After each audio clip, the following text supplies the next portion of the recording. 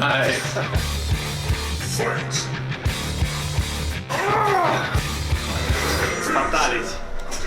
No, In 1991, when we started working on Mortal Kombat, arcade games is what the type of game that we made. So our team, it was only 4 people, but we were all big fans of action movies. And a game called Street Fighter had come out, and we wanted to make a game that was like a meaner version of Street Fighter. We just started working on the game. We had very short amount of time. We only had 8 months to make the whole game.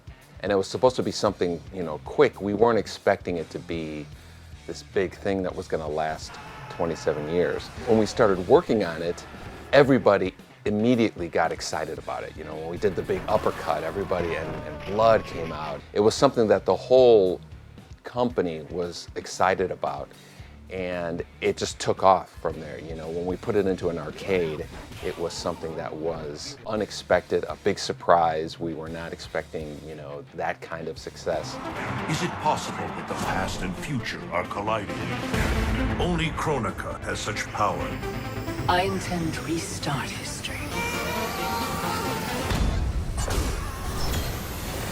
Whenever we start a new game, we always try to do something that we've never done before. Because if you're making so many sequels, it's easy for people to get bored of it. And so with every game, we try to answer the question, what is in this game that isn't in any Mortal Kombat game before? So Mortal Kombat 11, it was the new fighting engine. It was these crazy fatal blows. And the graphic presentation, easily the best that we've ever done. So that's something that we do on purpose, is to actually put something in the game that's never been done before. Round 2, fight! Ó, agora ele vai apelar, ó. Tá vendo? Agora, ó.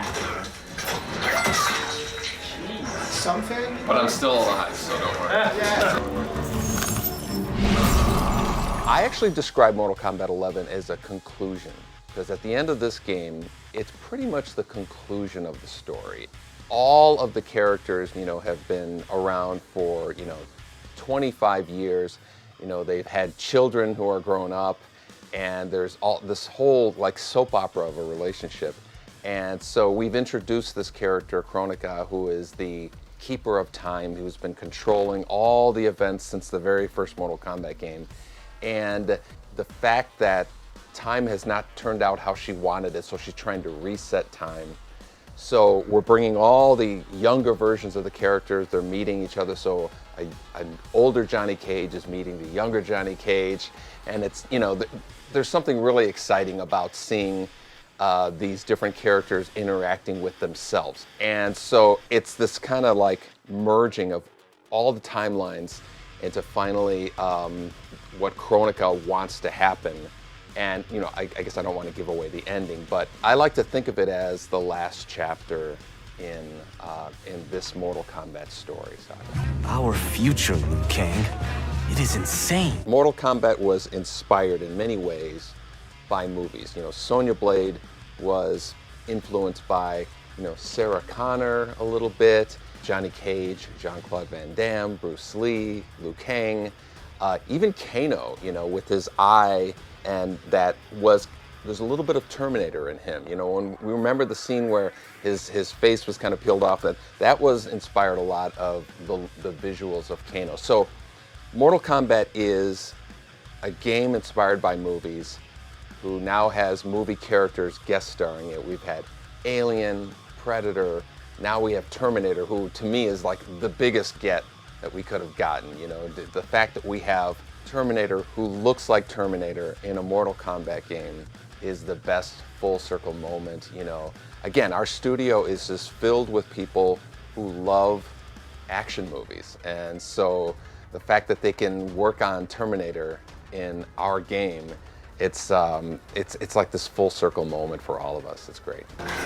Eu só ganhei round porque ele me deu uma dica.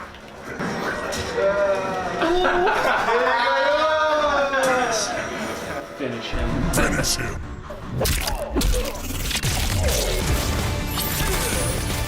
In the first early games of Mortal Kombat, we only had to come up with, 5, 10 fatalities. Now every character has 2 fatalities. We have 30-something characters, so we'll have to come up with 60, 70 fatalities.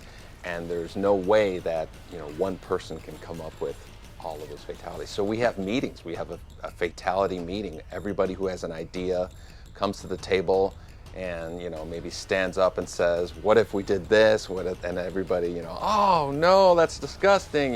So let's do it. So every time there's something like, when you really shock somebody, something really different. My favorite ones are usually the first ones that we show.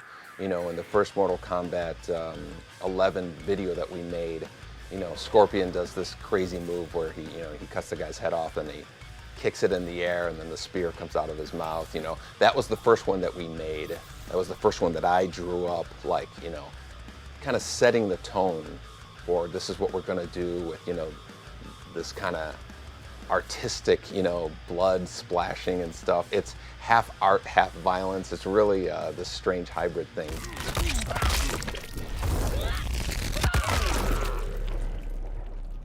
Fatality.